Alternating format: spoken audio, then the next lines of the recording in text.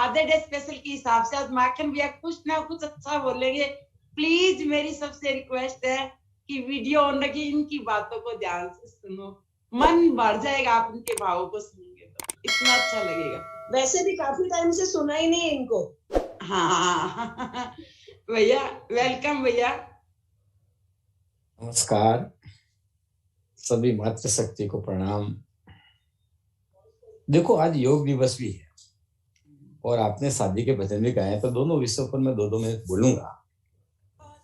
योग का मतलब सिर्फ आधे घंटे व्यायाम करना ये नहीं है। योग अपने आप में परिपूर्ण विषय है। तो आपने देखा होगा भगवान श्री कृष्ण को हम योगेश्वर कहते हैं। यानी ऐसा नहीं है कि वो 24 घंटे योग करते थे या व्यायाम करते थे। योग और व्यायाम ये दो अलग अलग शब्द है। व्यायाम योग का एक भाग है। हमारा जीवन योगेश्वर जैसा बने। अब योग का सीधा सीधा क्या अर्थ है? शारीरिक, मानसिक, आध्यात्मिक, भावात्मक सभी तरह का संतुलन, संतुलित जीवन और सुव्यवस्थित जीवन ऐसा हम जिए तो हम पूर्ण योगिक बनेंगे, योग ऋषि बन पाएंगे। ये हमेशा अपन को इस दिन से प्रेरणा लेनी चाहिए। अब कुछ लोगों को भ्रांति होती है कि हम अगर केवल व्यायाम ही करते रहेंगे तो जीवन के दूसरे काम नहीं कर सकते। ऐसा नहीं है। हमारे इतिहास में महाराजा श्री जनक का बहुत अच्छा उदाहरण है, जिन्होंने अपने जीवन के समस्त दायित्व निभाए, राज्य प्रशासन संभाला, संपूर्ण दायित्व निभाए, लेकिन फिर भी वो योगी थे। ऐसे श्री कृष्ण है। कृष्ण ने कौन सा काम नहीं किया? कृष्ण जैसा बचपन, कृष्ण जैसी जवानी, कृष्ण जैसा मार्गदर्शन, कृष्ण जैसी राजनीति, मतलब जीवन में कर्म, बहुत कर्म किए।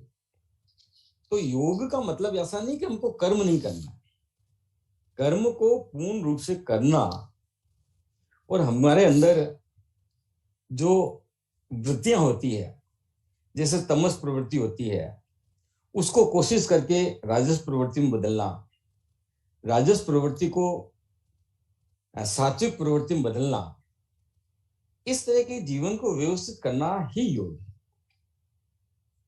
अब योग जीवन का अंग बने, हम सात्विक रहें, व्यवस्थित रहें और आदर्श रहें।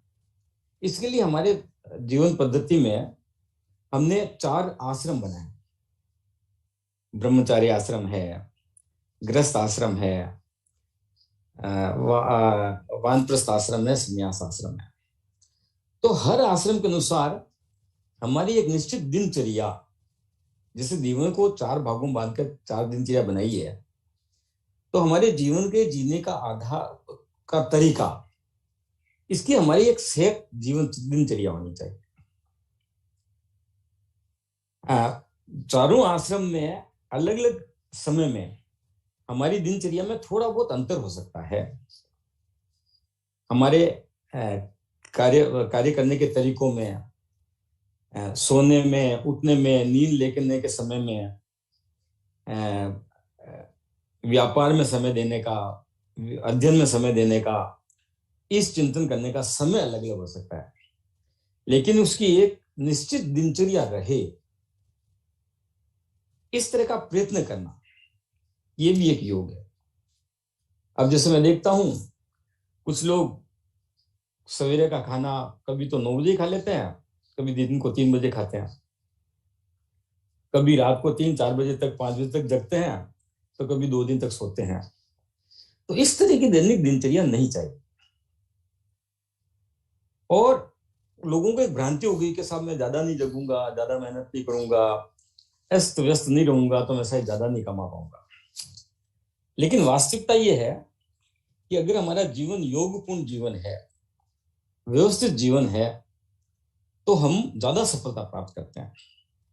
और इसके लिए सभी धर्मों में अब जैसे सवेरे कब उठना चाहिए, ये वैज्ञानिकों ने सोचा, तय किया, और ऐसा लगा कि शुभ मुहूर्त में उठना शरीर के लिए ठीक है, मस्तिष्क के लिए ठीक है। तो अपने यहाँ पर 5:30 बजे मंदिरों में आरती की, मस्जिदों में अजान होती है, आपने देखा होगा, गिरजाघर में भी प्रार्थनाएं होती है। उसके पीछे भाव ये है कि हम सवेरे 5:30 बजे, 6 बजे या 7 बजे या 4 बजे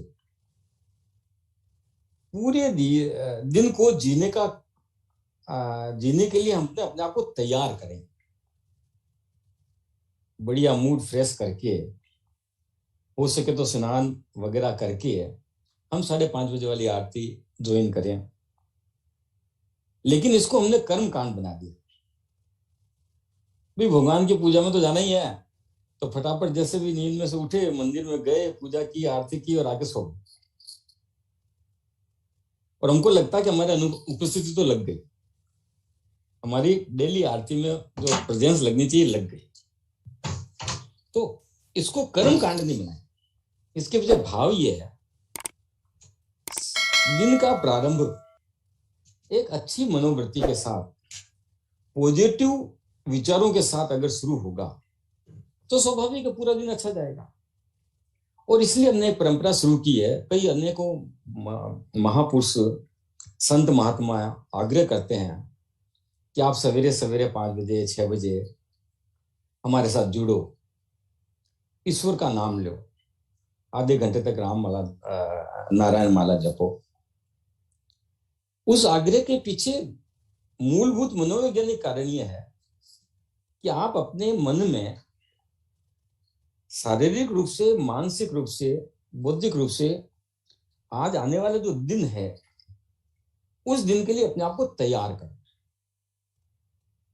पूर्ण पॉजिटिव विचारों के साथ दिन का प्रारंभ करो। तो सवेरे की माला में जुड़ना, सवेरे की प्रार्थना में जुड़ना ईश्वर आराधना है, ये तो है ही, लेकिन इसके पीछे का भाव ये कि हम उस समय से अपने दिन का प्रारंभ करें। अब हमारे एक मित्र हैं बॉम्बे में, गणपति मंदिर के बिल्कुल पड़ोस में रहते हैं। तो कहते हैं देखो मैं कितना सौभाग्यशाली हूँ, सवेरे सवेरे रोज 5:30 बजे की आरती अटेंड कर लेता हूँ। मैंने कहा फिर क्या करते हो?